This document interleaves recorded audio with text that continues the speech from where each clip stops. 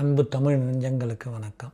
நம்ம தமிழ்நாட்டில் இருக்கவங்களுக்கு மஞ்சளின் மகிமையை சொல்ல தேவையில்லை.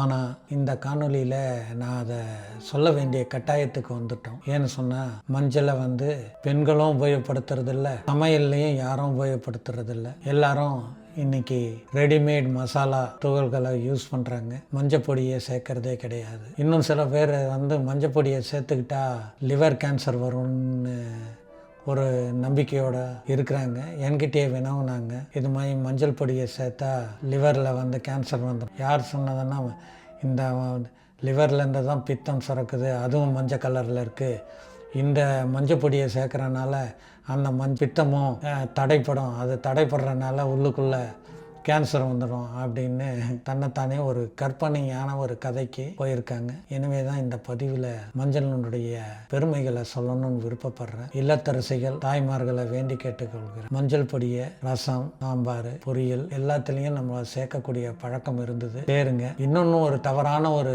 சிந்தனை இருக்குது. மஞ்சள் பொடியை சேர்த்தா ஆண்மை குறைபாடுகள் ஏற்படும்னு என்கிட்ட வினவி இருக்காங்க. நிச்சயமாக அது மாதிரி எல்லாம் கிடையாது. மஞ்சளினுடைய மகத்துவத்தை இப்போ நான் காட்ட போற இந்த டேப்லெட்டுங்களை பாருங்க. இது வெளிநாட்டில் அமெரிக்கா, கனடா போன்ற நாடுகளில் மஞ்சள் உடைய டேப்லெட்டுகளை விற்கிறாங்க. இதை வாங்கி மக்கள் உட்கொள்றாங்க. ஏன்னா இவங்களுடைய உணவுல மஞ்சள் பொடி சேர்க்க வேண்டிய அவசியம் ஏற்படுறதில்லை. அவங்களுடைய உணவு சமைக்கும் முறை வித்தியாசமாக இருக்கு. நீங்க தெரிஞ்சு கொள்ள வேண்டிய விஷயம், நம்ம ஆதியிலிருந்தே மஞ்சள் பொடியை உணவுல சேர்த்துக்கிட்டு இருக்கோம். இப்போ வெளிநாட்டினர் என்ன பண்றாங்கன்னா, இந்த மஞ்சள் பொடியினால ஜாயிண்ட் பெயின்ஸ் வர்றதில்லை, நோய் எதிர்ப்பு சக்தி வருது அப்படின்னு சொல்லிட்டு மஞ்சள் பொடியை கேப்சூலாக சாப்பிட்றாங்க. பார்த்தீங்களா, நம்ம மறந்துட்டோம், இவங்க இதை எடுத்துக்கிட்டாங்க. நம்ம தொடர்ந்து இதை உபயோகப்படுத்தணும். சமையலில் உபயோகப்படுத்துங்க. நல்ல மஞ்சள் பொடியை நீங்கள் வாங்கிக்கணும். இந்த மஞ்சள் ஏன் நமக்கு பலன் இல்லாமல் போகுதுன்னா, சில விவசாய பெருமக்கள் அல்லது சில வியாபார பெருமக்கள் என்ன செய்கிறாங்கன்னா, அதில் வண்டு வரக்கூடாதுன்னு சொல்லிட்டு பூச்சி மருந்துகளை அதன் மேலே தெளிக்கிறது இல்லை. அந்த குடலில் தரைகளில் பூச்சி மருந்துகளை தெளிக்கிறாங்க. அந்த பூச்சி மருந்துகளுடைய நெடி அல்லது அதனுடைய தாக்கம் இந்த மஞ்சள்களை தாக்குறனால